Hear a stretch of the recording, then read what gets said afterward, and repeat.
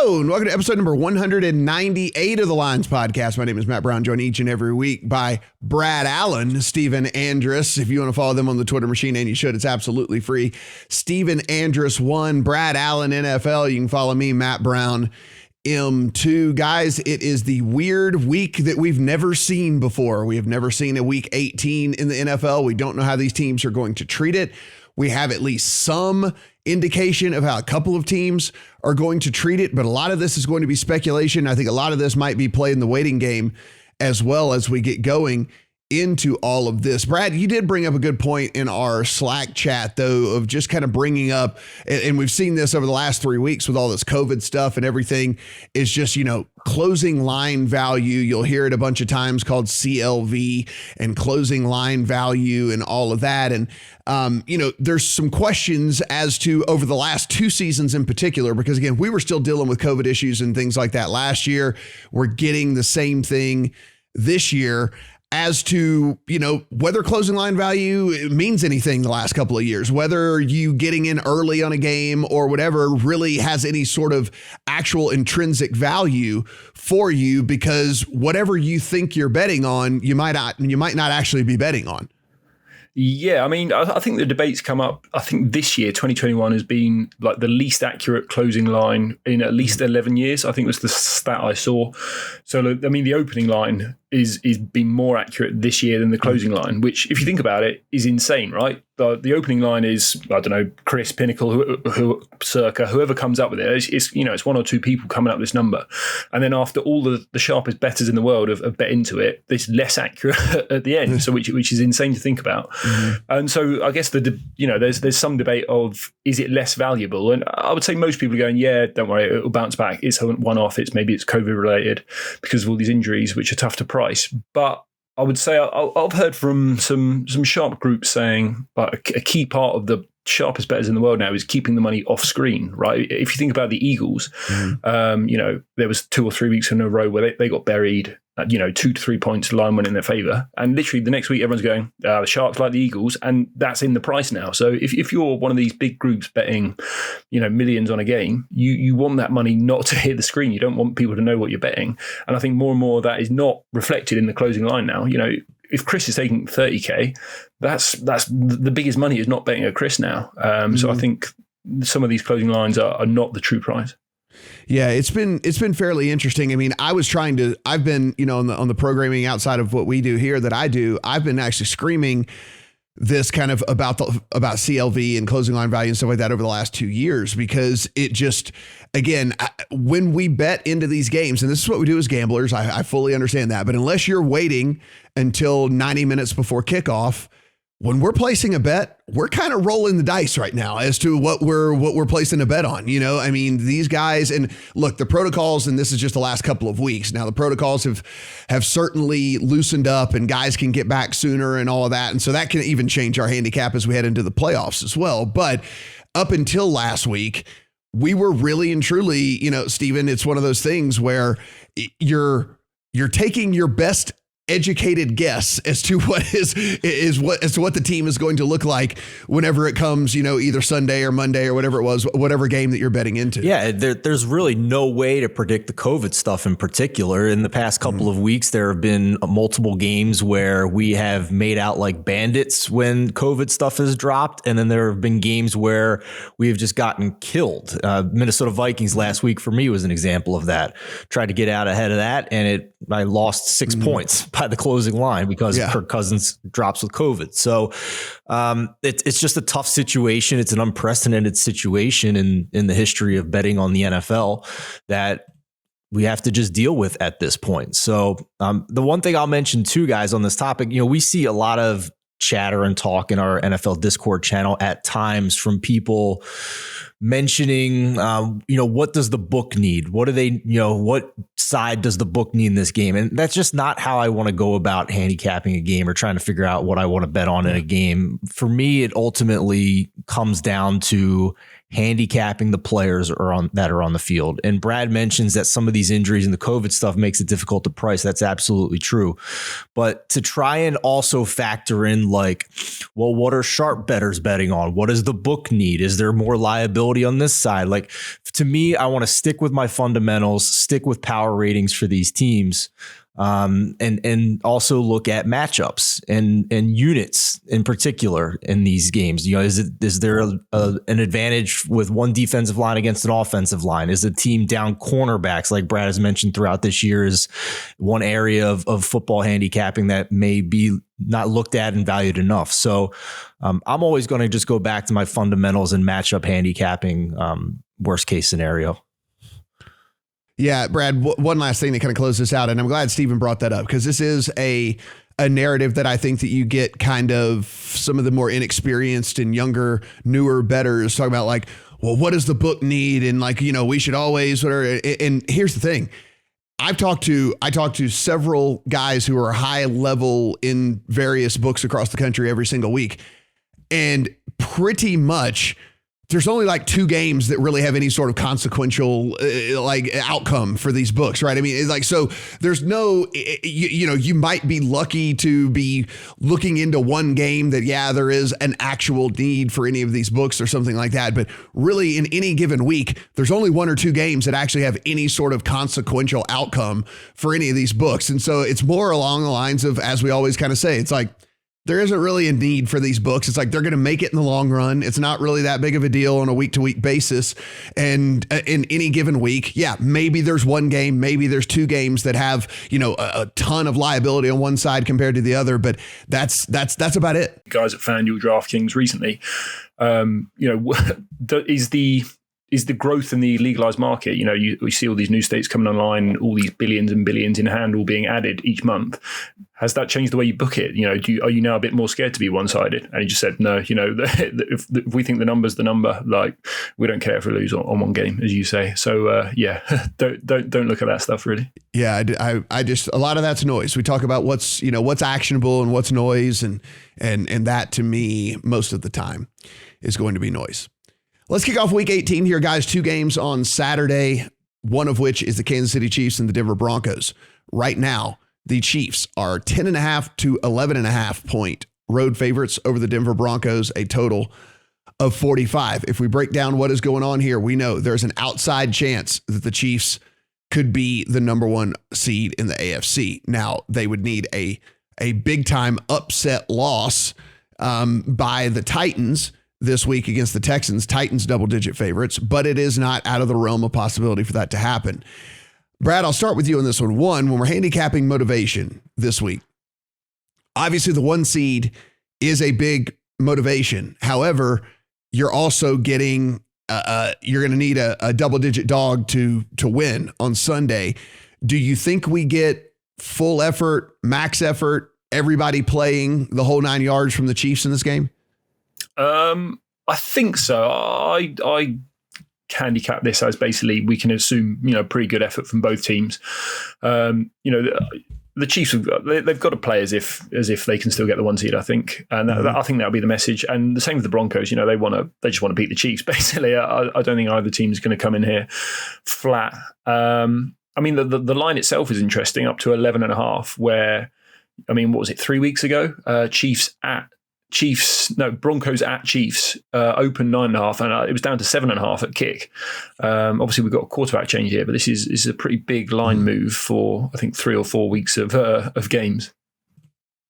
All right, Steven. So let's take a look here. Steven tells us earlier in the week that he was not going to have any plays, and then he sends us his picks yesterday, and he has plays on every game, it seems like. So let's take a look at this one just from top to bottom. I mean, there's no doubt the Chiefs are a more talented team. There's no doubt that the Chiefs have the motivation angle here. There's no doubt that when it all comes down to it, you're also getting, you're getting the Drew Lock experience on the Broncos side of things.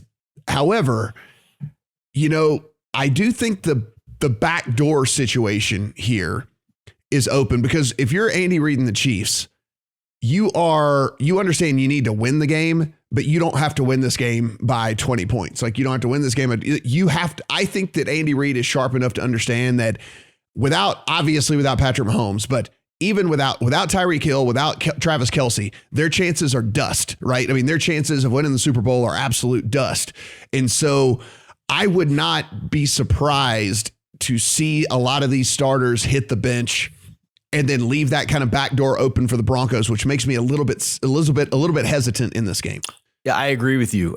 There's just such a wide range of outcomes in this situation. You know, is there a chance that the Chiefs go up huge like they have in some games in recent weeks against bottom feeder teams or bottom of the league teams? I'm not saying the Broncos are that, but they're below average, and they just only play their starters for 2.5 quarters. I mean, that's a possibility for sure. They could get up 27-0 and just, pack it in. Brad, absolutely right that this is, if you factor in home field, if you put these teams on a neutral field, this line is 6 points higher for the Chiefs than it was in their first meeting about a month ago. Now, is Teddy Bridgewater worth that? I think Teddy Bridgewater played in that first game between these two teams. I probably not, but Drew Lock has also been terrible. So do I really want to put money on a back door for the Broncos here when I don't really rely on their quarterback or have confidence in their quarterback? So it would be probably Chiefs first half or nothing for me if I'm going to bet on this, but I'm not going to bet on this. And I would just make one note for the offseason. Like, the Broncos remind me so much of the Bucs from 2 years ago before they got Tom Brady. That roster literally has everything but a quarterback. And they're going to be aggressive for one. They got extra picks for it. So when those Super Bowl futures open, if one book has a price that's off for the Broncos compared to the other books, that might be something to take a shot at. Brad, I think that this is going to be an angle for several of these games as we kind of talk through them, these first half bets, because those are the ones that I've been looking the hardest at for a lot of these teams, right? And it's because of, like we said, it's not necessarily the motivation factor to win. It's a motivation factor to play it all the way through 4 quarters, which we know for a lot of these is just not going to be the case here. What we find with the Chiefs is, though, this first half line is sitting just under a touchdown, about 6.5 points if you're playing the first half line on this one. What do you think about the Chiefs overall, like top to bottom effort here? And then what do you think about making a play on this game? Well, we gave out the Chiefs. Well, I mentioned the Chiefs' first half last week because you get the Andy Reid script. I think they were up 14-0, in the blink of an eye last week, and then the Bengals came back on them. So whenever betting the Chiefs, I always like the first half, and I think that's a solid angle. I think one thing to mention here is the Broncos cornerbacks. Down Ronald Darby, Patrick Surtain, Nate Hairston, third cornerback is questionable, so they could be real thin here against the Chiefs, which is, that's the last thing you want to be thin against at corner. So yeah, Chiefs first half, a solid look. Not a game I've got a super strong opinion on, really. Second game on Saturday, the Dallas Cowboys and the Philadelphia Eagles. And this one, guys, is take your best guess when it all comes down to it. Steven, we know what the Eagles are going to kind of be doing here. They have a bunch of guys on the COVID list as it is anyway. They also pretty much, they haven't fully said that they're going to be taking this one off, but, we're kind of reading the tea leaves here, and it seems like there's going to be a very minimal effort from the starters out there in this one. And then, we start to get some drip maybe out of Dallas that they could be considering the same thing when it comes to the starters. This one is very, very, there's way too much, I think, here for me in the unknown realm for me to feel confident about putting any sort of ticket out there. Now, that being said, where we sit right now, the Cowboys are 4.5 point favorites over the Eagles, a total of 43.5. So we have typically recorded this podcast on Thursdays throughout the year, and I was going to recommend the Cowboys as a teaser leg, and I'm glad we didn't, and we started moving to Fridays here with this COVID stuff going on, because this is a perfect example why. This line was 7.5 on Thursday. We record this Friday morning. It's down to 4.5, 5. All throughout most of this week, the Cowboys have said they're going to play their starters. They're going to play to win. Well, now they get Micah Parsons on the COVID list. They get their left tackle, Tyron Smith, on the COVID list. They have some other guys that are banged up. I don't really see the motivation for that. Like, you could talk about a slightly better seed in the playoffs here, but I'm not sure where the motivation is. On the flip side, I think the Eagles maybe have the least motivation of any team in the league this week. They've already locked up a playoff spot. Who cares which wild card seed that they have? Quite honestly, they're going to play a very difficult team in the first round. So, and on top of that, they had a dozen players hit the COVID list on. It's not just a couple guys. It's a dozen guys on the COVID list that could theoretically clear. But again, what's the point of playing them this week? You'd rather just sit them out, get them because they weren't able to practice. That's the other thing to mention, right? Like, so it's not only running these guys. It's not like, oh, they cleared, let's go play. It's you're getting a whole bunch of dudes that have been, now you're putting them at more on risk. the couch, right? Yeah. So if the Cowboys starters are going to play, and you have to take a risk here, but that'd be the only side I'd be interested in. I certainly don't want anything to do with the Eagles, especially at a worse number now, when I am most confident in this game that their starters are not going to play. And I don't care that Gardner Minshew went off against the New York Jets in his one start this year. Yeah. So Brad, kind of same thing with me. I mean, it'd be a Cowboys or pass just because, look, in theory, they could move up to the number 2 seed if you care about that. In years past, the number 2 seed meant something you got to buy. It doesn't mean anything this year. You still have to play. So yeah, maybe they want to get to the number 2 seed. I don't know. Again, a lot of trying to handicap motivation and what's going on internally inside the organization. Now you have a couple of guys on the COVID list. You've got all this. Like it's hard for me. Cowboys are pass, but I don't have a strong opinion on it. Yeah, I'm in the same boat as you guys. It does sound like the Cowboys want to play harder. I think Dak and Mike McCarthy said earlier in the week, like, we're playing to win the game. Does that change now? Everyone's ill. Like, there's a flu going around as well as COVID. Like, yeah, I guess we've got the slight upside that they might start Dak and might play hard, whereas we know the Eagles have no interest. So yeah, could only go Cowboys at the current price, but it is a bit of a car crash again. Yeah, that was the early week press conference. Let's see what Mike McCarthy says at the Friday press conference now that all these situations have changed. Green Bay Packers and the Detroit Lions. Green Bay Packers have locked up the number 1 seed overall in the NFC, so nothing to play for them at all. They find themselves as 3.5 to 4 point road favorites over the Detroit Lions. It is sitting 44.5 to 45. Guys, this is a team we know for sure has absolutely nothing to play for. They are going to get a first round bye in the playoffs, and the road to the Super Bowl will go through Lambeau. That being said, we now have Aaron Rodgers who has come out and said he wants to play, and he wants to get in some reps. I did a little bit of digging. If you take a look, guess who's just shy of 4,000 yards passing? Aaron Rodgers, because he had to miss that. He had to miss that game due to COVID this year. And so he's a game behind everybody else. And it would not surprise me in the least bit if this was, I'm going to go out there and play a quarter. I'm going to get over 4,000 yards for the umpteenth million season in a row. And then I'm going to go on and go over to the sideline, let Jordan Love take over in all of this. I think this is this is kind of a classic either first half or even first quarter bets and pass on the whole game type look. But again, it's not something I'm running to the window to get. I mean, Brad, what do you handicap here for Aaron Rodgers? Does he not seem like the type of dude when he sees that he's 33 yards short of 4,000? He's like, oh no, I'm going to throw for 4,000 yards this year. And he sees that he's the MVP favorite. And he's like, I'm not going to totally sit this out. I'm going to go throw for, 150 yards and a touchdown and just solidify that I'm going to be MVP. Like, he just strikes me as that type of dude. Yeah, it definitely is. And Devontae, Matt LaFleur, they've all said, like, we want to play, that we're going to give our guys a run. And I think LaFleur said it's not going to be pre-season vibe where we give them a drive or two and out. They're going to be in there longer than that. So obviously there's not many first half, first quarter lines out there. Yeah. If you can find one, obviously go bet it. And another one to look at is race to 10.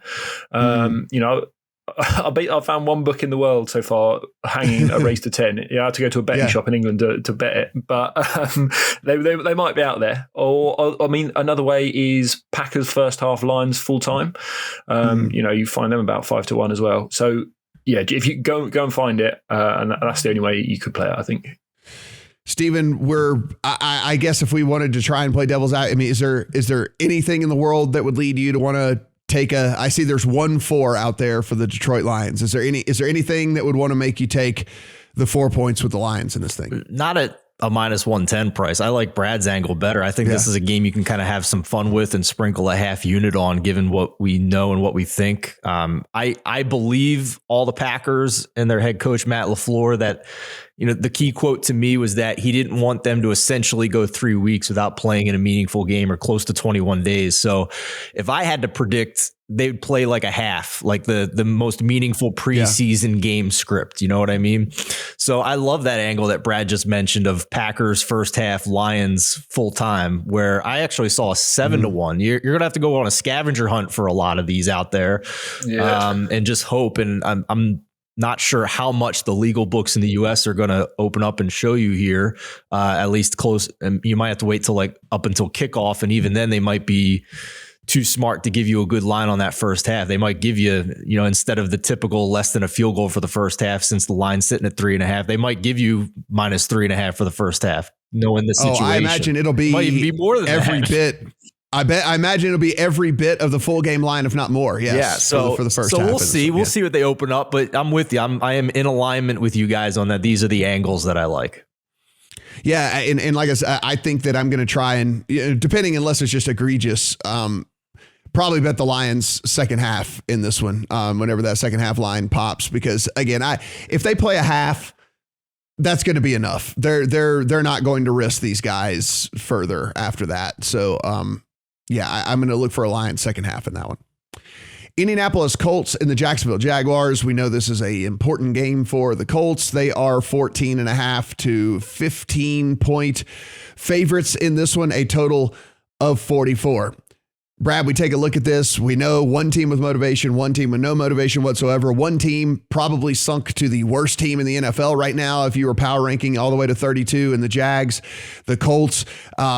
Look, a tough loss last week to the Raiders, in which the same thing that I have been preaching since preseason on this very podcast is, if it comes down to it and Carson Wentz has to make the throws, Carson Wentz just ain't making the throws. If you go back into that box score last week, he threw for 148 yards. 45 of those came on a ball that should have been an easy interception, which two Raiders defenders ran into each other, and the ball perfectly flipped backwards right into T.Y. Hilton's hands, who was standing in the end zone.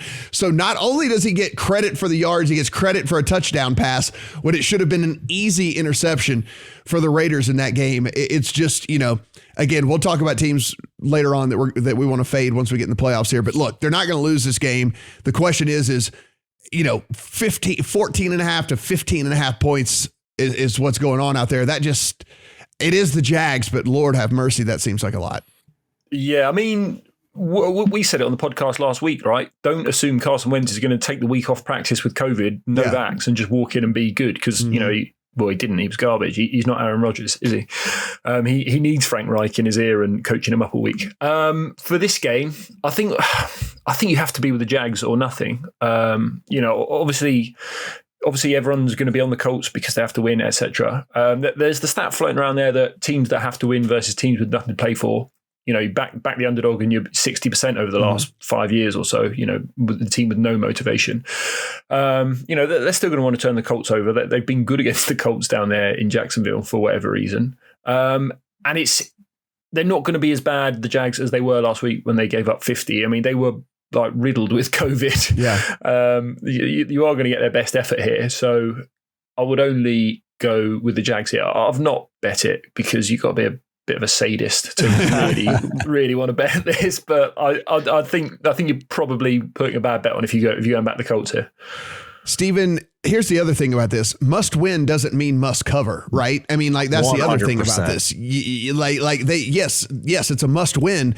They don't get extra bonus. They don't get a better seed by winning because they win by 25 or so. Like, that's not the way it works. So must win doesn't mean must cover in this. And that's a pretty big number there for the Colts. First of all, the Colts have had a couple games where they've blown teams out, but this is not an offense that's exactly built to put up a bunch of points and blow a team out. Like, this is a run first offense. So let's start there.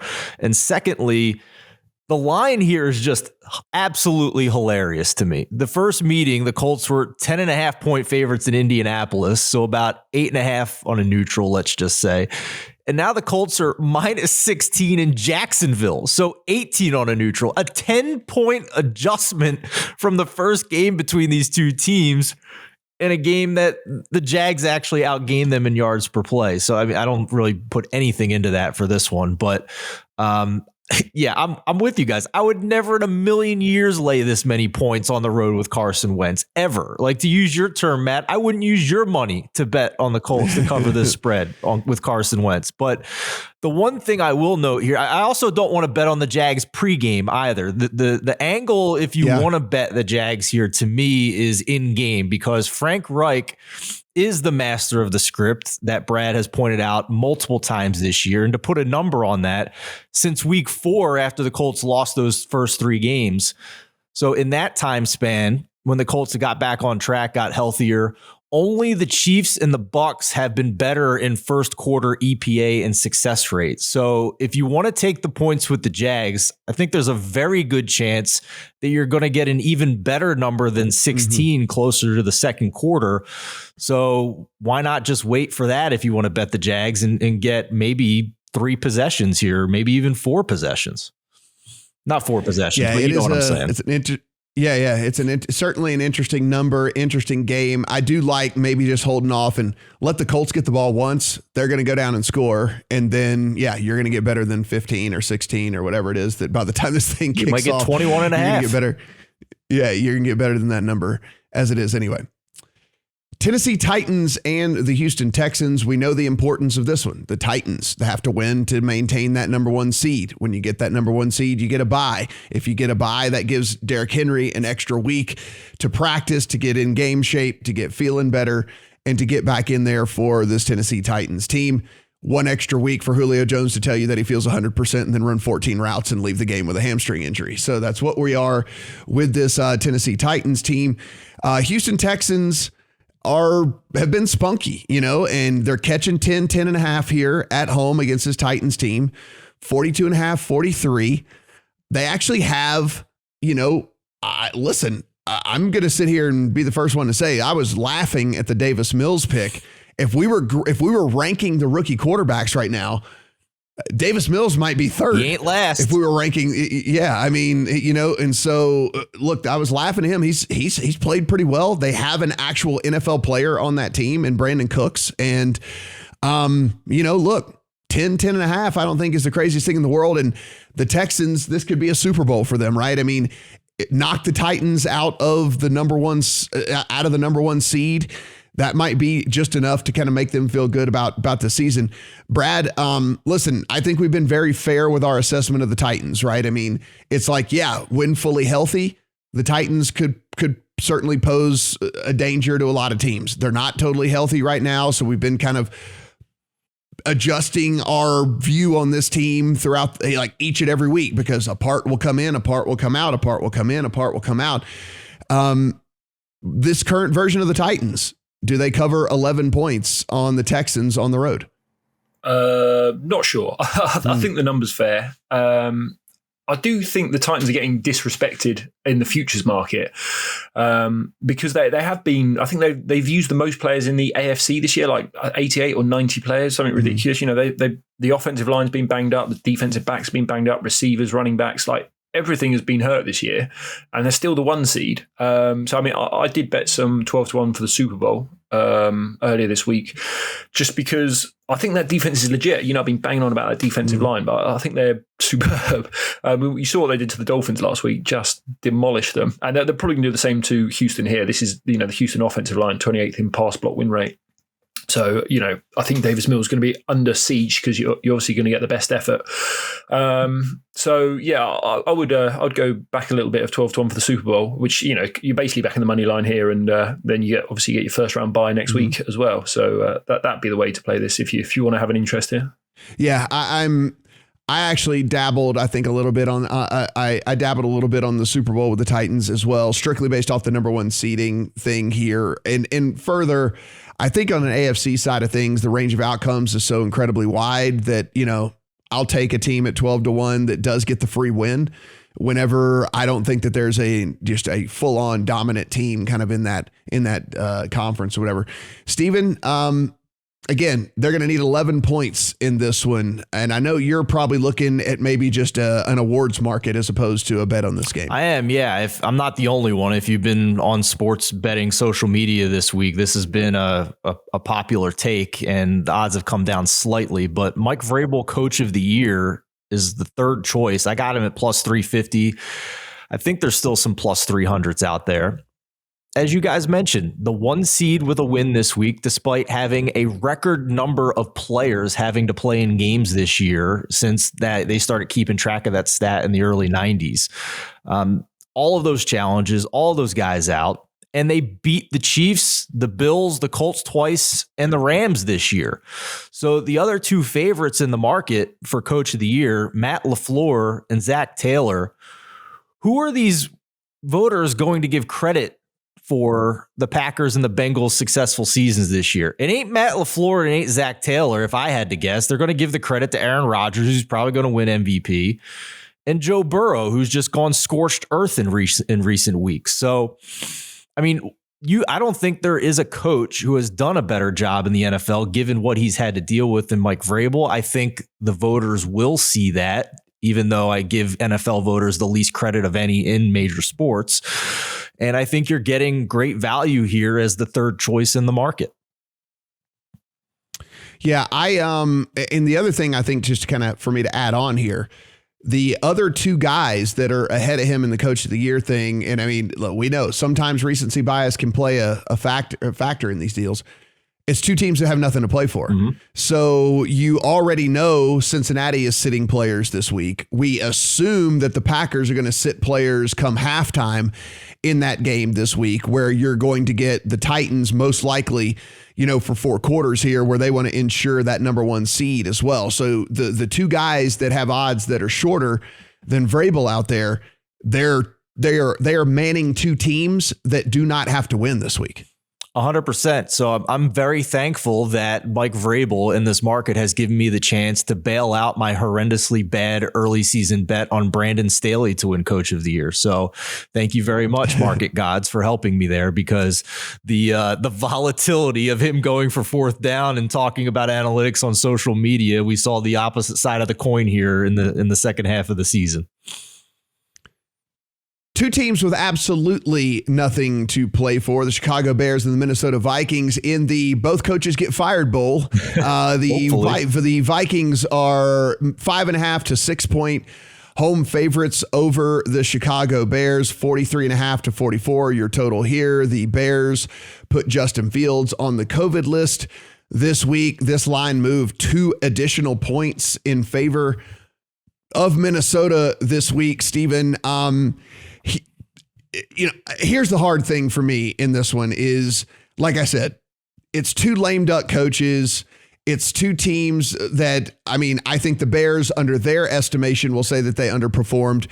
The Vikings will say, the whole world is telling them that they underperformed. How in the world they didn't make the playoffs with all the games that they had right at their fingertips is definitely going to get Mike Zimmer fired in this. So it's very hard for me to handicap a game like this, whereas, there's absolutely nothing to play for. Both teams know their coaches are out the door. Both of them feeling like it was a waste of a season. Both of them just waiting to get on a plane and get down to Cancun. It's hard for me to play a game like this.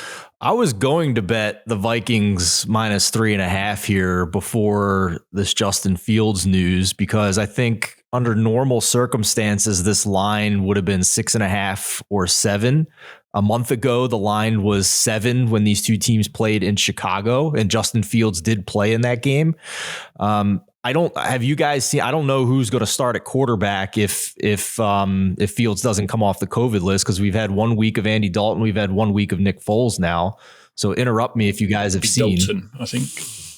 So yeah, I think it's Brad. Yeah, assume Dalton, he's the starter whenever he's healthy, or not Fields as well. So let's assume Andy Dalton then under these circumstances, and they've looked competent, I suppose. So I guess from a numbers perspective, this line is still short if you're getting full effort from the Minnesota Vikings. And Mike Zimmer has said over and over again, like he won't even entertain questions of starting younger players this week. So you're going to get the starters out there.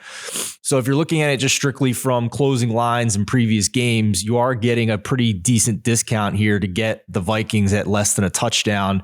You just have to have a leap of faith that there's going to be a proper motivation for them to go out and give a good effort to close out the season. Yeah, Brad, I'm not sure that either one of these teams likes these coaches. And I'm pretty sure a lot of these players are going to be happy that these coaches are out the door. And so, there's no angle to say like, oh, these guys are going to play for Nagy on his way out, or they're going to play for Zimmer on his way out, because I don't think they're very popular in the first place. And so I guess it's a Vikings or pass for me, but again, nothing in the account. Yeah, I have bet this one. I quite like this. I bet the Bears plus the 6. Okay. So I would say that line 2 weeks ago, 3 weeks ago, what was it? It was 12th of December, whenever that was, 3 weeks ago. They closed 7, but it opened Vikings 3.5, and then the entire Bears secondary got COVID, as you may recall, and everyone thought Justin Jefferson was going for 300, and then they ran Dalvin Cook for 28 times for about 80 yards. But I watched that game quite closely. The Bears were the better team in my view. They turned it over in the red zone like a bunch of idiots several times, but they had a 45% success rate compared to 37 for the Vikings. Bears had a 32% first down rate, Vikings at 19%. So Bears, they were clearly the better team there. And you watched that game, and it was Akeem Hicks just dominating inside. And so these teams hate each other as well, right? Dalvin Cook and Akeem Hicks, they're just fighting the entire time. So I think they're both going to play quite hard. I'm assuming pretty much equal motivation. And I just think you're getting a team, you're getting plus 6 points where you probably got 1 point for home field, and I just don't think there's a huge difference in these teams as it stands. So yeah, I was happy to get the plus 6 on side. Yeah, and are we sure that Justin Fields to Andy Dalton is a 2-point deduction? No. That was why I brought that up, because it's certainly not, like, at all by any stretch of the imagination. It is certainly not. Washington football team, New York Giants, 2 more teams with absolutely nothing to play for. This sits right now, Washington football team at 7-point favorites, 37.5 to 38 is your total. It's a super low total, and I understand both teams have looked pretty terrible. But this is a YOLO game, and nobody has anything to play for. And so running, going for it on fourth downs and running plays you wouldn't normally run and trying to be more aggressive and all that. If you look at these, I went back and looked at week 17 last year. Now, look, a lot of the games, some of the games had stuff to play for, but the ones that didn't as well, if you look, there were some pretty high scoring games. And I think there is a lot of YOLO factor going on, right? Again, going for it on fourth downs when you normally wouldn't, calling plays you normally wouldn't, and just trying to go out there and do a little bit something different. Wouldn't surprise me to see that case here. I think I'm going to have a small play on the over 37.5, even though I know that the Giants are so pathetic.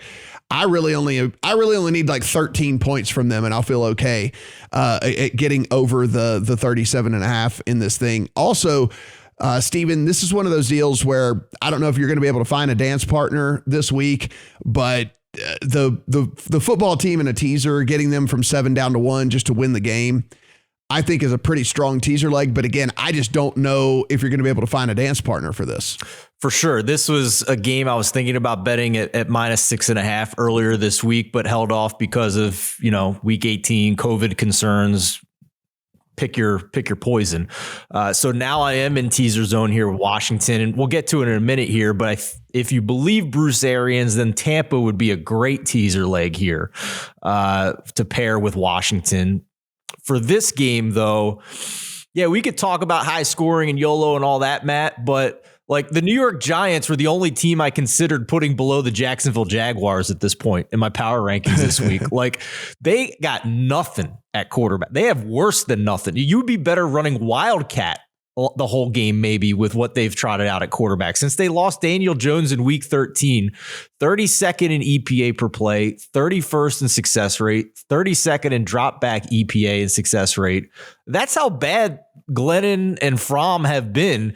The gap between the Giants and the number 31 team in drop back success rate is the same as the gap between the number 31 and number 24 team. So that shows you how bad they have been. They've also been dead last in offensive DVOA now for the season. The Freddie Kitchens and third string quarterback experience has not added up well for this team. So I have a lot of confidence and comfort in teasing Washington down to just basically a pick 'em here in week 18.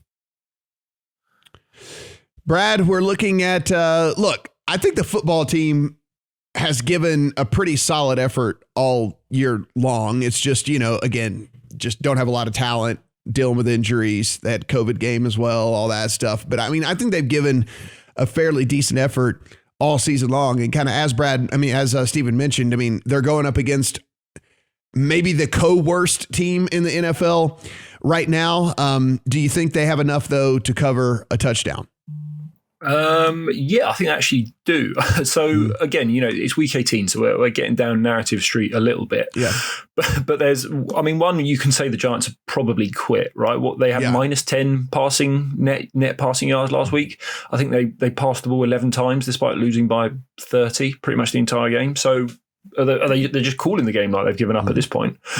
And then obviously the coach, Joe Judge, he comes out and gives this soliloquy that it's not his fault, that everyone actually does want to play for him. We could do an hour on that, people are calling dumbass. Yeah. Seriously. And that blew up. And I can't help but think the team is going, let's get rid of this idiot. Let's get him fired because he's a moron.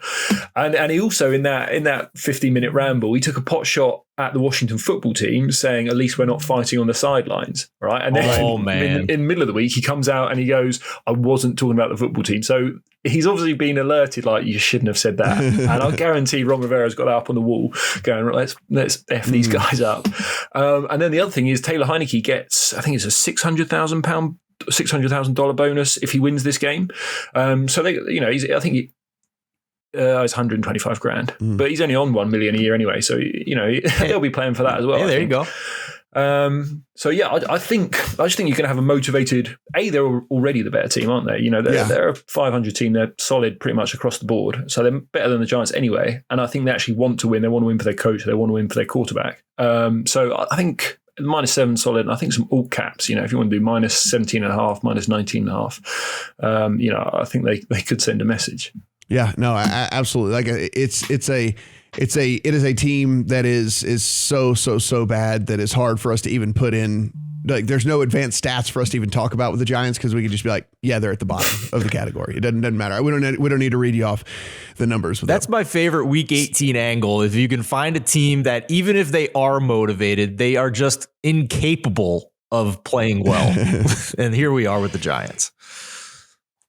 Cincinnati Bengals and the Cleveland Browns. As we sit right now, Cleveland Browns are 6-point home favorites. 38 is your total in this one. We know for sure Baker Mayfield is out. We also know for sure that Joe Burrow is out along with Joe Mixon. And I'm guessing, Brad, and this is just speculation, I am guessing that the majority of the starters for this Cincinnati team is not going to see very many snaps, if snaps at all. And again, no one has said that has not come out, but look, you've got on Wednesday, CJ Uzoma's not practicing out there, like all this stuff. Like there's just not a lot of reason to play these dudes. Trey Waynes, who they got back to kind of help in the defensive back, category. He just gets activated from COVID. Like, do you want to run him back out there? Like, there's just a lot of reasons here that I think that we're, going to see Jamar Chase maybe not even suit up, maybe not see even T. Higgins or Tyler Boyd and all this. Like, I think we could see the full B squad for Cincinnati. So, I think it's a Browns or pass for me, but this wouldn't be anything that I would bet, I think, up until we got closer to kickoff. No, I think especially if the Chiefs win, then there's no chance of the 1 seed. So we're getting Brandon Allen most likely, aren't we? I think it's tricky though, because the Browns, like they are they're tanking-esque. Are they the Eagles from last year? Are they going to go out there and try and lose the game deliberately? Like you could see that message come down from the top. Nick Mullins. So I'll be wary of laying 6 points with a team that might actively be trying to lose the game. I guess we have to wait and see, who they actually put out there. If they do rest Clowney and Garrett and, the offensive line guys who they paid them big money. Do they want to protect them for next year? If we can move quickly on that, then obviously the Bengals +6 is probably valuable, especially with a 38 total, probably still dropping. This could be a legitimate preseason game. Each team runs 40 times and off they go to Hawaii. So yeah, I'll be looking at the Browns +6.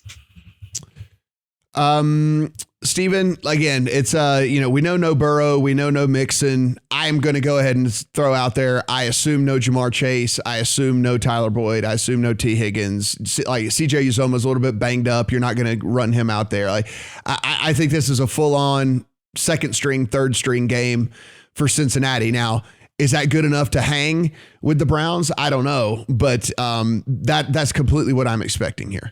Well, to Brad's point, I worked with the Browns general manager Andrew Berry for 2 years when he was basically the right-hand man to the Colts general manager, and he is one of the brightest, sharpest minds, most respected minds in the NFL.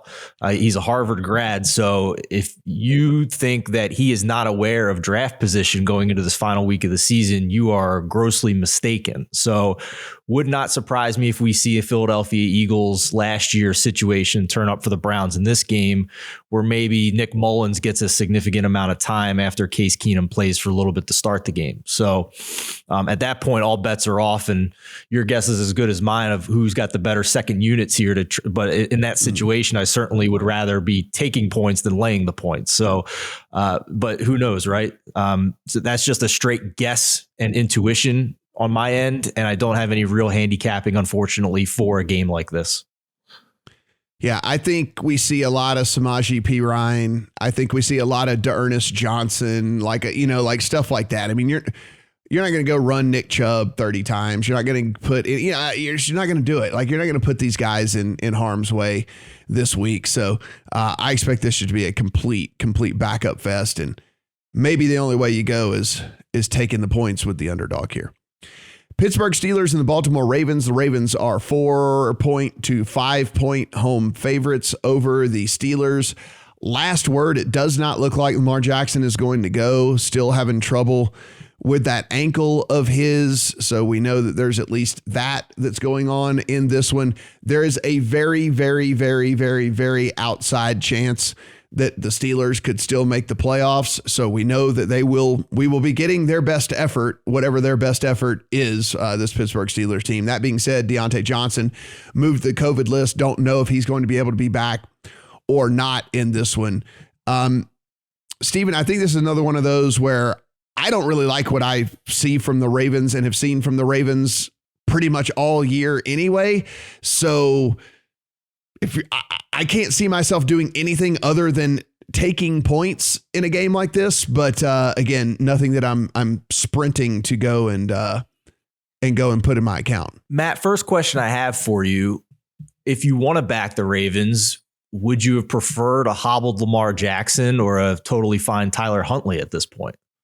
Oh, you would certainly want a hobbled Lamar Jackson. There's no doubt about that. But I think what we've seen too with Huntley is that teams are kind of like, oh, okay, we've got this guy figured out now at this point. Yeah. So the first meeting 5 weeks ago, Baltimore was a 6-point favorite. If you put them on a neutral, they were -4 in Pittsburgh. Now we're looking at, it was 5.5 the other day with the Lamar news. We're looking at 4.5s and 4s. So 2 points on a neutral, let's say 2.5 on a neutral. But at the same time, I mean, how much do you trust the Steelers offense to get it done? The secondary has gotten a little healthier for Baltimore. The offensive line for Pittsburgh is a mess. Ben Roethlisberger in his going, Could we have had a more appropriate performance for Ben Roethlisberger in his swan song at Heinz Field to throw for less than 3 yards per attempt? I mean, this is exactly what we thought he would be all season. Thank you, Ben, for going under 4,000 and hitting my season prop on this one this year. The first game between these two teams when Lamar Jackson was healthy, it was basically they played to a draw. It was the 2-point conversion game. And it really wasn't much of a fluke for Pittsburgh to win that when they were almost a full yard better in yards per play, and they sacked Lamar Jackson 7 times. So it's that weekly question with Pittsburgh. Is their pressure and their defense going to be enough to overcome a very bad offensive line and a quarterback who just doesn't have an arm anymore? And I have a hard time figuring that out, but in a low-scoring game, I'm probably going to lean towards taking the point. So if you want to bet Pittsburgh, I'd probably get on it now before it drops even further, I think, closer to kickoff. Brad, again, low-scoring game here, low total, 41.5. You would be able to get 5. I mean, you can get as many as 5 right now with the Steelers. Does that at least intrigue you at all? It is definitely the side I would take of the two. Just given the history, just given the game they played this season, the game they played over the last 10 years, it does feel like it's always tight fought. It's always a 3-point game. Two concerns. One is all these COVID, it's some key players, the center, Deontay Johnson, Joe Hayden in the secondary, they're important players. And the second is, can they replicate the energy they just put out on Monday night? I think pretty much every player said that was the most electric atmosphere they felt at Heinz Field for a decade or, outside of the playoffs. And, the defensive line was just smashing the Browns' offensive linemen.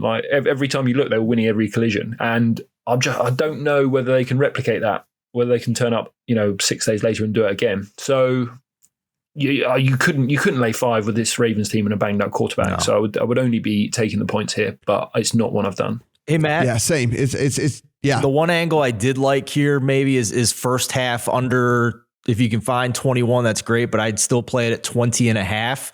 The last 8 games, the Steelers offense is averaging less than 5 points per first half. Their ceiling in those games has been 10 points just 3 times.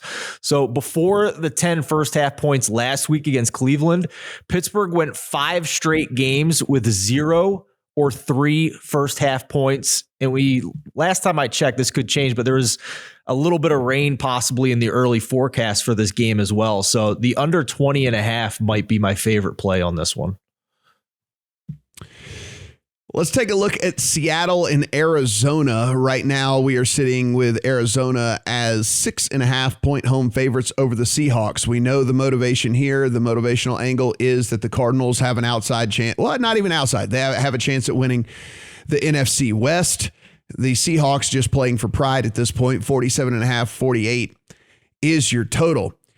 Brad, I'll start with you on this one. And for this, for me, when this was sitting at a full touchdown, and it may get back there again, I was leaning towards the Seahawks and I didn't pull the trigger yet.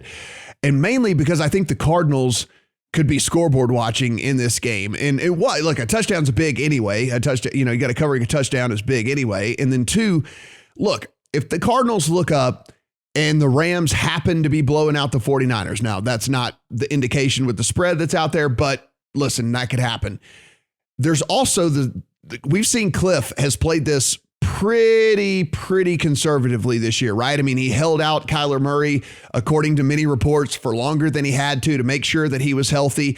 They go ahead. They don't even mess around. They put DeAndre Hopkins on IR. They just like, all right, go get healthy. We need you for the playoffs, all this. Like, we've seen James Conner, whenever it's like, James Conner's questionable, then James Conner's out. And they just run with Chase Edmonds. Like, he seems to play everything fairly conservatively here. He doesn't seem like the type that's going to run his guys out there and take meaningless snaps if he sees that the Rams are up 21 points in the middle of the third quarter or something. So I think not only covering a touchdown is a lot of points in the first place, but I also think there could be backups out there in the second half at some point as well. So for me, it's a Seahawks or pass. And I think if a full 7 shows back up, I might actually play the Seahawks. Yeah, I did play Seahawks plus 6.5 and plus the 7. I mean, so there's going to be almost 0 home field here. I mean, the Cardinals have had this weird thing all year long where they've won every single road game, and then they've lost a few home games here. But, even if we just assume, say 1 point for home field, there's not a clear difference in these teams. If you look, Arizona has been basically an average NFL team for the second half of the year. Once they lost JJ Watt, the defense is below average in EPA per play. Now they've lost Hopkins on the offensive side. I'm looking at them; they're 13th in EPA per play over the second half of the season. It's just an average team. So I'm not sure they should be laying this many points. I literally just can't get to the number. Basically, that's it. Stephen, we have laid out a couple of different angles here, a couple of different thoughts in this one. What did you look at when you saw this game? We are in complete alignment on this game, guys. 3 for 3. If we get +7, I'm playing it. And if we don't, I'm probably still going to play it at 6.5. I didn't walk away from that win against Dallas thinking that the Arizona offense was back to being elite or anything. They had just 5.5 yards per play, which is close to league average. So we got a 1 week discount on Arizona as big dogs last week. And now we're back to having to pay a premium on this offense. So the last 4 weeks, the Seattle offense is 4th and 7th in EPA and success rate. Arizona's middle of the pack. I think they found something with Rashad Penny in the run game, 130 plus rushing yards in 3 of his last 4 games. The unlikely fantasy playoffs hero of 2021 is none other than Rashad Penny. And Arizona is 22nd and 23rd in PFF rush D and run stop win rate this year. So big advantage there. That should help free up Tyler Lockett and DK Metcalf in the passing game a little bit.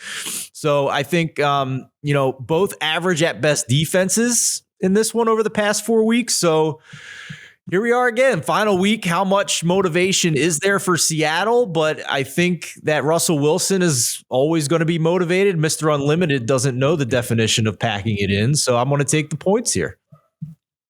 Yeah, he is. And look, he's playing for his next team, right? He wants to put some more tape out there for whoever's going to trade for it, whenever he demands a trade in the offseason. Now, Matt, he did say that his plan is to win Super Bowls and win them in Seattle. Yeah. So, I mean,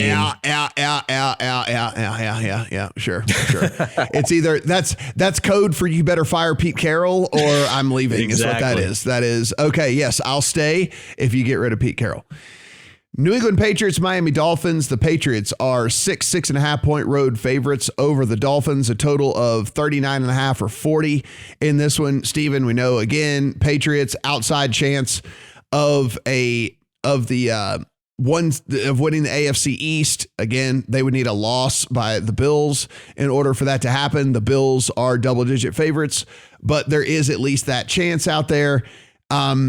This was one of the first games I scratched off the list. It just, for me, tons of scoreboard watching going on. I don't imagine Bill Belichick cares all that much about this game. Once he looks up and sees that the Bills are up, a bajillion points or whatever. So I don't know. Too tough for me to try to figure out. So I just passed on it. Well, full disclosure for those listening or watching that didn't watch last week's episode, Matt and Brad took me to the woodshed on the Miami Dolphins handicap a week ago, and I am a little bit frightened to say that I think this number is wrong for Miami this week.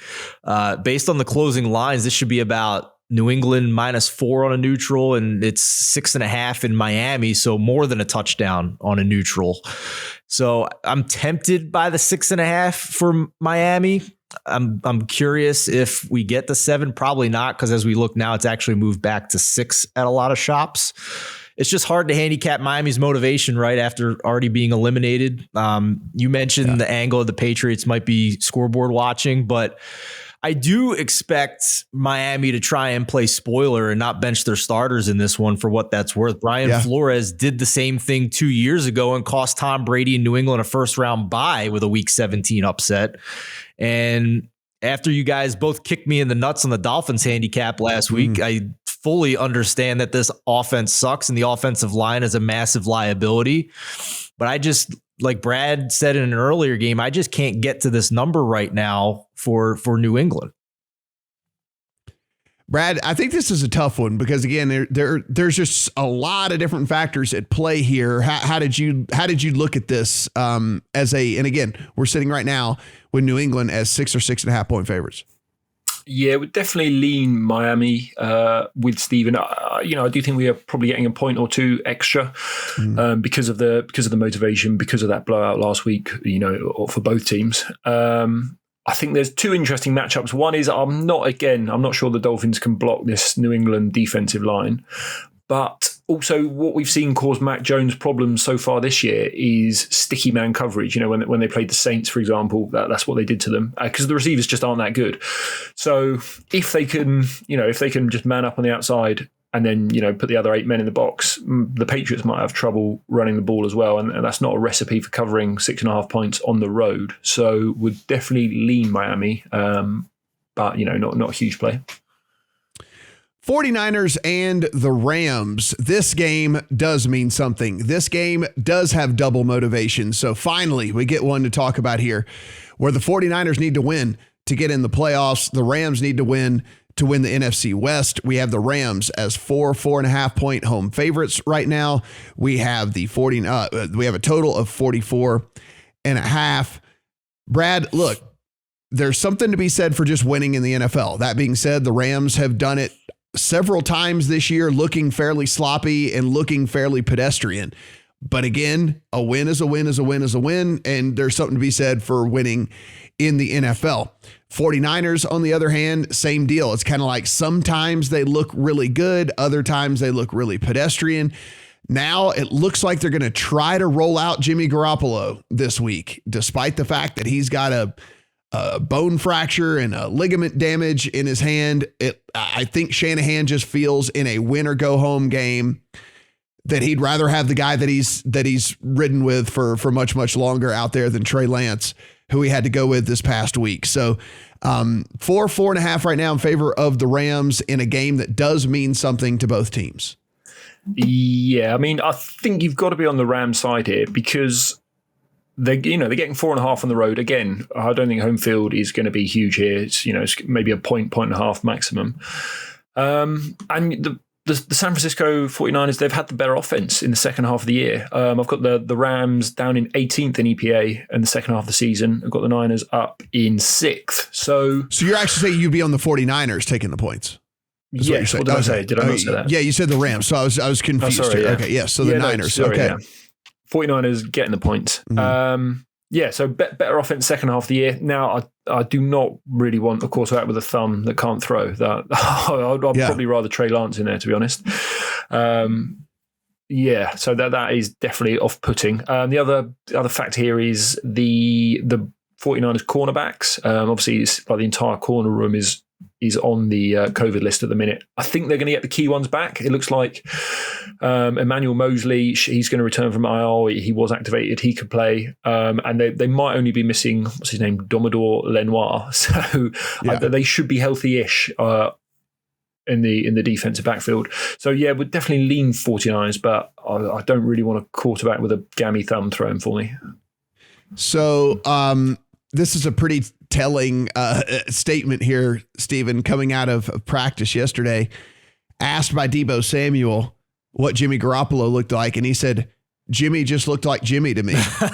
I don't know if I want my receiver. Yeah, like I've got a broken bone in my hand and a broken ligament, and like he's like saying like, yeah, he just looks like Jimmy to me. It'd be like, no, man, say like, hey, he's doing really great considering the fact, the circumstances. So don't be like Aaron Rodgers to me. Yeah, it's like don't be just like, oh yeah, he just looks like exactly what he normally looks like, because that means like, oh, he's just as good with ligament damage than he is when he's actually healthy. But anyway, it does look like at this point it's going to be Jimmy Garoppolo. I mean, he's gotten in a couple of limited practices, and like I said, I just think it's probably Shanahan saying, if we got to win a game, at least I have a guy that I've rode with before, as opposed to trying to go into new territory here with Trey Lance. Matt, I've been watching some of the practice clips of Jimmy this week on social media, and he looked like Jimmy to me too. There's a drill where he takes a snap, he drops back, and he's just throwing to George Kittle, who's standing down the field by himself. There's no defense or anything. It's just pass, take the snap, drop back, pass it to Kittle. First pass, great. Second one, Kittle had to leap as high as he could and catch it with one hand. So, yeah, I mean, it's going to be erratic. He had off-target high passes that led to interceptions in his last game against the Titans when this thumb issue took place at some point in the middle of the game. So I think Kyle Shanahan playing him would tell us that he values him basically as a field general, being able to check into certain situations against the Rams front, being able to check out of plays that he just can't do with Trey Lance once the play clock hits 15 and the radio shuts off in his helmet. So the Rams have been unimpressive, though, right? I mean, I think Brad's made that point. Jimmy Garoppolo, for what he is with a bad thumb, Matthew Stafford, his last 2 games, has 3 touchdowns and 5 interceptions. Excuse me. He's had bad interceptions in multiple games. He's had pick sixes, including in the brutal matchup and loss that they had to San Francisco earlier this year. Then you kind of have the coaching factor here. This is a little trendy, but I think it's at least a little significant that Kyle Shanahan has won 5 straight games against Sean McVay. Both the teams are properly motivated, like you mentioned. So I just think there's a wide range of outcomes in this game with the quarterback situations on both sides. And I do think that the 49ers pass rush is good enough to possibly overcome some of the secondary issues. Top 6 in pass rush win rate, top 3 also in run stop win rate. So with a wide range of outcomes in this game, why not take the plus 180 on the money line with the 49ers instead of just minus 110 to cover the spread? That's kind of the angle I like better here with what we know about the quarterback situations. I'd rather just take the plus 180 on the money line. Looks like we're going to get Cam Akers back out there at least for a little bit for the Rams. Probably going to try to get him a little bit of run before they get into the playoffs and whatnot. But he has been practicing for the last couple of weeks and apparently practiced, quote, full speed flying around is the quote for Cam Akers for the Rams. And of course, we do know that there is still that outside chance that Cooper Kupp could just shatter all the records this year. That being said, he came out and said, yeah, I get the extra game. I don't think that it's worth anything. He basically is talking about he doesn't really care on those records because he got the extra game as well. So just something to, from a motivational standpoint, it's not like I don't think that he's going to be in the huddle going, feed me the ball, feed me the ball, feed me the ball. Yeah, the game's too important for that this week, right? Like last week was the week for that. Carolina Panthers, Tampa Bay Buccaneers. We have the Bucs as 8.5 point home favorites over the Panthers, a total of 41.5. I don't need to tell you about the Antonio Brown stuff. You have a television, so I'm not going to run through all that. But all I will say is what this does do to this Bucs team is puts them at what used to be a massive, huge bonus to this team. Is the wide receiver core, where they had 3 legitimate, awesome options, is now down to 1 in Mike Evans. You have lost Chris Godwin for the year, and now Antonio Brown is off the team. So it is a completely different look, a completely different handicap for this team for sure as we kind of move forward. That being said, if you look at this, everyone says they're going to play. Everyone says they're motivated. Everyone says they're going to give it their all in this thing. And so with that, as opposed to one of these teams that, is superior but has a much smaller spread, you still see 8 points, out there on this Bucs team. Steven, when you take a look here, I mean, if there was, maybe we were talking about that teaser leg for Washington. Yeah.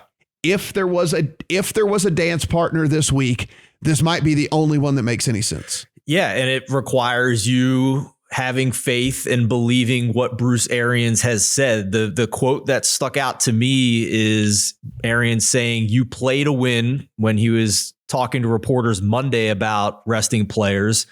Quote, "You're playing to get that second seed. That's huge. We're not resting anybody. We're playing to win."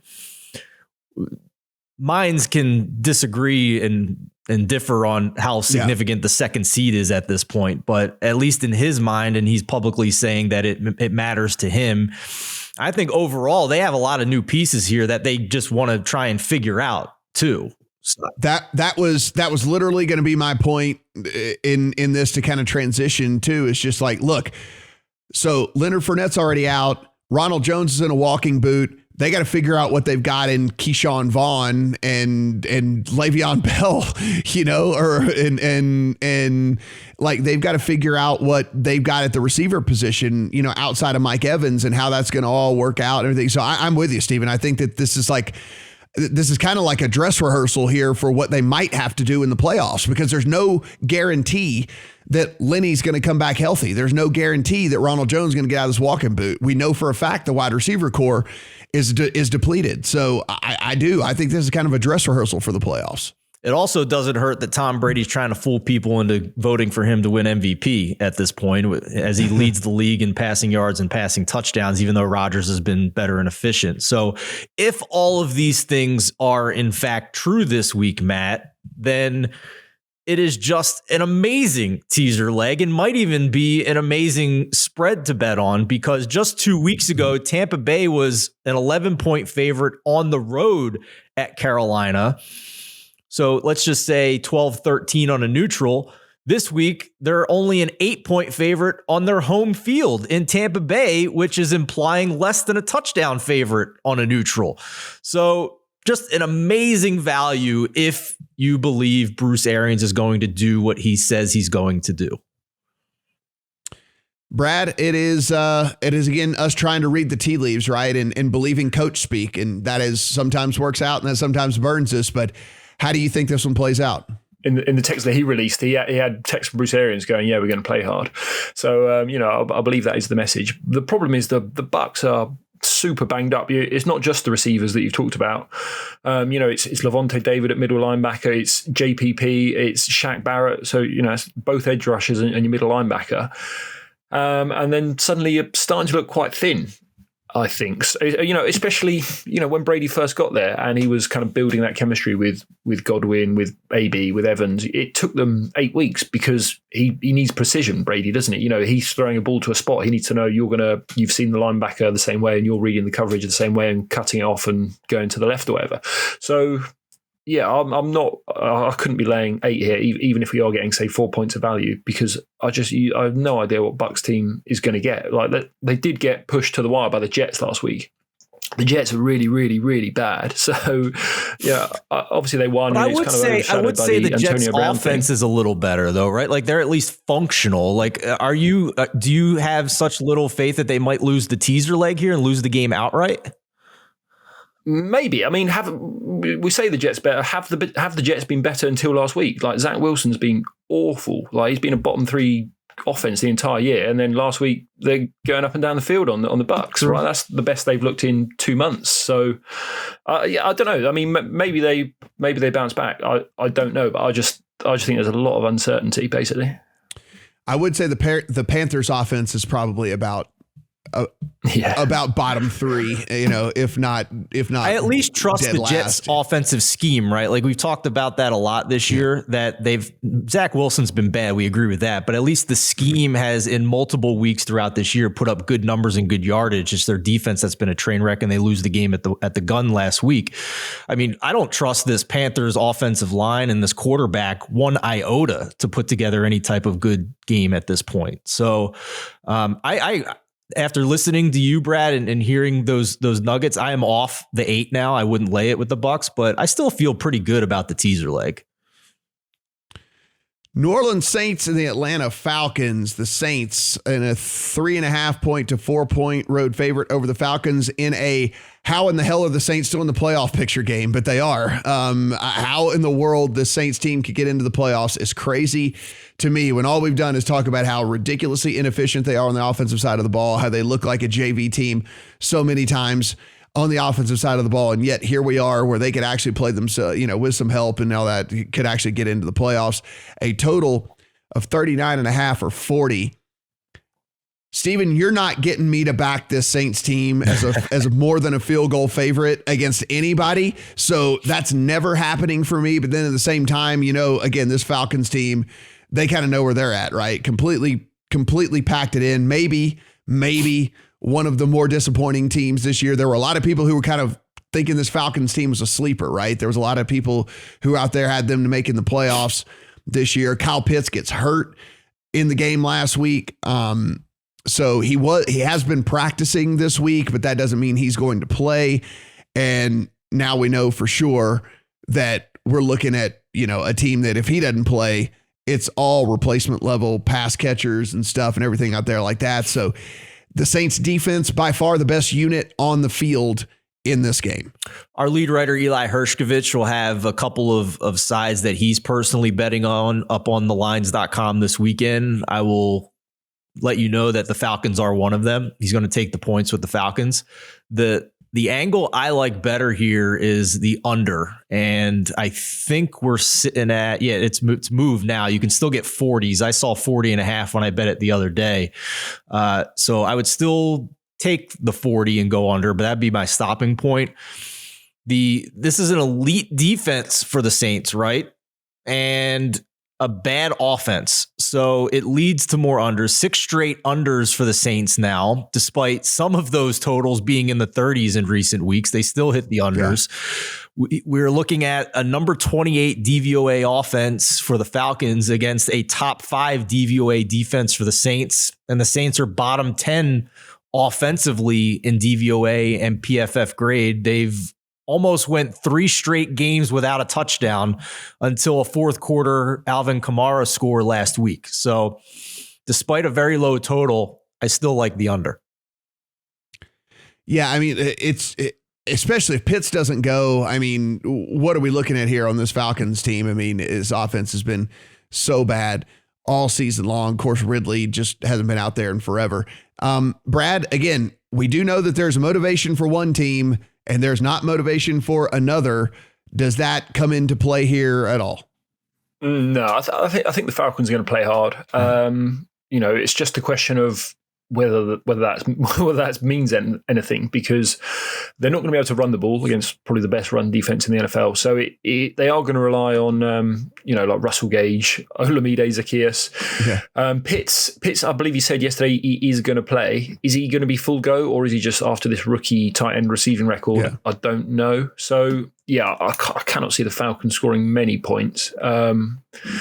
The Saints, the offensive line is a little bit healthier. Ryan Ramczyk, he's been out for the last month or so. He got a limited practice in yesterday, so he could be back. They're still going to be missing the left tackle. So I think the Saints should be able to run the ball a bit. I would say -4 is the fair line for me. I'm not too keen to get involved. The under's a solid look if we don't think the Falcons can move it and the Saints are going to run it. So maybe that's the way. Yeah, I think I could only take the points with the Falcons in this one. That said, in over a field goal, I still think is playable. But yeah, man, boy, both of these teams, I can't believe the Saints could still make the playoffs this year. But an underlook as well, possibly for me in this one. Jets and the Bills. The Bills are now anywhere from 15.5 to 16.5 point home favorites in this one. 40.5. Well, actually, you can find a 40. There's 40 all the way to 41.5 out there on the total. So depending on where you want to play, be sure and shop around. Brad, if we look at this, we know what's going on. The Bills got to win to go ahead and take the AFC East. They're probably very highly likely to win this game. But again, winning and covering are two completely different things. And 16 points is a really, really big number. Yes, again, it's one that's probably a point or two inflated. Just because the Bills have to win. But again, you've got to be a brave person to step in there and back the Jets. I mean, we saw the Bills last season against the Dolphins. The Bills didn't need to win. They didn't need to blow them out on this. I think they scored 50 or whatever. So maybe the Bills don't need margin. Maybe they score 50 anyway. Or I don't know. I don't know what to do with this one. Yeah, it's Steven, if you look at this, it's like, okay, 16 points. Now, could they do that without even trying to run up? Like, could they moonwalk to a 16 point win because, hey, they just score, on 60% of their possessions and the Jets just can't really move the ball that much and whatever. I mean, that is certainly an option here. And I guess I'm not incredibly worried about any sort of backdoor type stuff with the Jets, because again, that offense is not explosive by any stretch of the imagination. But I don't know why, but the 16 just feels like too much to me. I feel you. It's going to be fairly windy in Buffalo. It looks like as well on Sunday. I'm looking at, this is a 4:00 kickoff, I believe. And we're looking at sustained winds around 18 to 20. So not crippling like the game we saw a couple weeks ago, but at least somewhat of a factor. So is Zach Wilson going to throw it effectively? But the angle I like here is one our senior writer Mo Nawara pointed out on the site this week. The team total for the Jets here is like crazy low. I mean, 13s are out there. You can find a couple 12.5s even. And this is a team that almost upset the Bucs last week. I know Buffalo's defense is a different animal, but Zach Wilson has at least looked a hell of a lot more functional than he did the first half in the middle of this year. He's had 7+ yards per attempt against Tampa Bay and Miami. And in between that, did beat Jacksonville for what that's worth. So just an incredibly low number that the Jets have reached in all but one of their past 10 games. And you're talking about a team that is number 2 in the NFL in pass play percentage, which I love when I'm trying to chase a team over. So with a 16-point spread, there's always the chance of garbage time, I assume, in a game like this. So I think it's a fairly low bar to clear here for this offense to try and get to 13 points, 14 points. Hey, I'll take any angle that we can possibly get, right now in these games. I mean, listen, I think the only other one would be is if you do think that this Jets team is going to get boat raced, right? Zach Wilson's passing prop is 187 yards. So, I mean, again, in a YOLO situation, and if he's got to throw 50 times in this game or 50 plus times in this game, like, it might be empty yards and it might be empty stats and it might be when they're already down by 27, but I think he throws for over 187.5 yards. Yeah.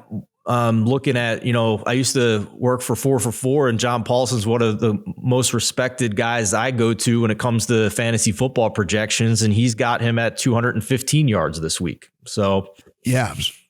So just something to think about there. Yeah, I think 187 is low there on Zach Wilson from a passing standpoint. I think I would play the over on that because again, so I think there's two ways, right? Because if they have success, it's likely because he's having success throwing the ball, and if they get behind a ton, then they have to abandon the run altogether, and then they're just hucking it, every single time. So if you get 50 attempts, you're likely to get to over 187 yards.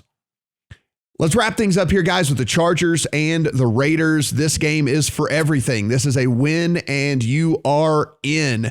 Right now, Chargers are 3-point road favorites over the Raiders, a total of 49.5.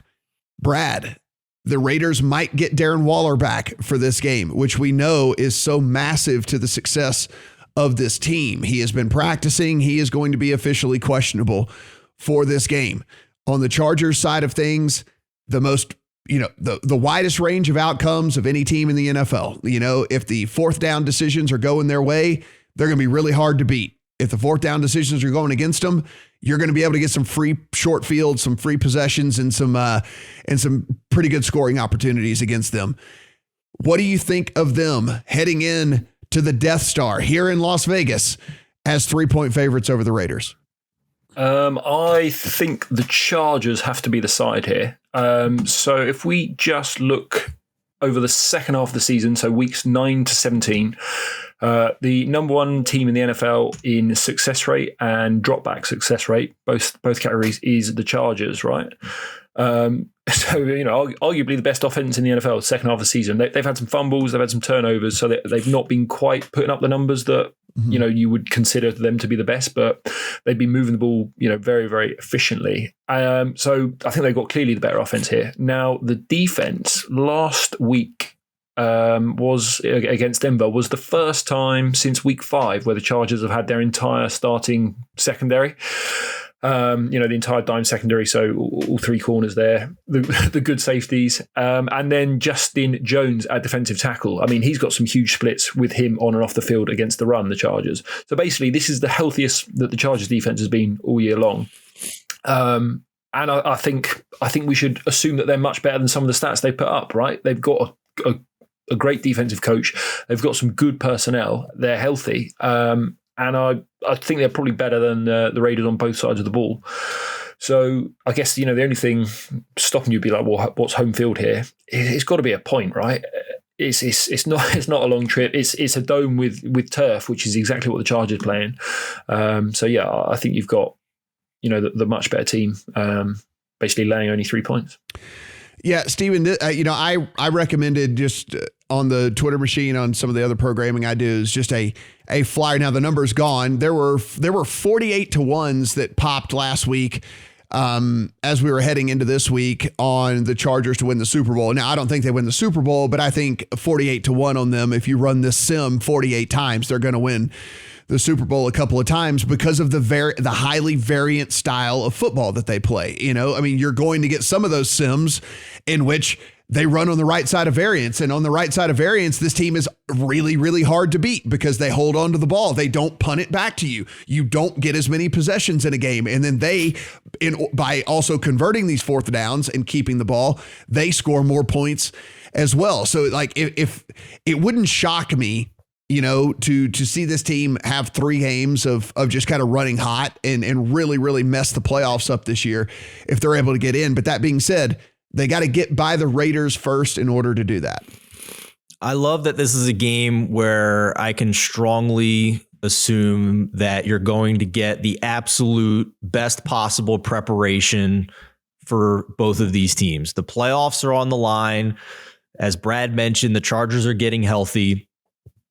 And a team that we had pegged for having to rely on variance with third down offense as being one of the elite third down teams with how much they go for it. They've also risen to now top 10 in early down success rate this season as well. So if they have a bad third down or fourth down game, we're going to see the opposite coin of that variance, Matt. But their ceiling is incredibly high on any given week. And 3 points on the road doesn't scare me in the least here. If you look at also what this Vegas Raiders offense is compared to what the Chargers are, in their passing game, even with Darren Waller back, I still have some concerns that they can protect Derek Carr. The Raiders are 20th in pass block win rate this season, and the Raiders are 10th in pass rush win rate, 10th in pressure rate this season. So I'm not sure. Darren Waller's a big deal. I'm not going to discount that. And if we know Derek Carr like we do, he's probably going to target him 20 times in this game if he's healthy. But I'm with you, man. I think that the Chargers are a very interesting dark horse here for the rest of the season. Yeah. And Brad, I think one of the things that you pointed out is something that is going to be a big talking point heading into this game. But now we are by no stretch of the imagination saying that this Chargers defense is any good. We understand that this is the weak part of this team and maybe the weakest unit on the whole field in this game. But as far as health goes, you're at least going to see the best version of this Chargers defense. Now, what the best version of that Chargers defense is to be determined, but we should at least see their best going into this one as well. The Chargers, they're not deep, but when the starters are healthy, they're good. I think if they were healthy all year long, this defense would be top half of the league. I would also just say quickly on these Raiders, obviously they've been winning recently, but they beat the Browns like riddled by COVID, and they needed a last minute field goal, like a last second field goal to win that game. Then they had COVID Carson Wentz, and in the middle they had Drew Lock and the COVID Denver Broncos as well. So they've looked okay, but they've beaten absolutely nobody. And as I say, I think the Chargers are a very good team. Just knock on wood that we don't get any COVID situations between now and when this game kicks off. Look at us, all three on the three. All three, very, very few bets this week on a very thin card, but several all three across the board bets here. So we're all going to have a good week or a terrible week this week. So that'll be That'll be interesting. Guys, this has been awesome. I'm glad that this week, there are at least a few games for us to really pay attention to and really, try and figure out where these teams stand as we head into the playoffs, because this is going to be where we try to make some additional money. Of course, we'll be with you guys all the way through the Super Bowl here on the videos and the podcast, so be sure and stick around. If you want to follow Brad on Twitter at Brad Allen NFL, you want to follow Steven at Steven Andress 1. If you want to follow me at Matt Brown M2. For Steven, for Brad, I'm Matt. Talk to you guys next week.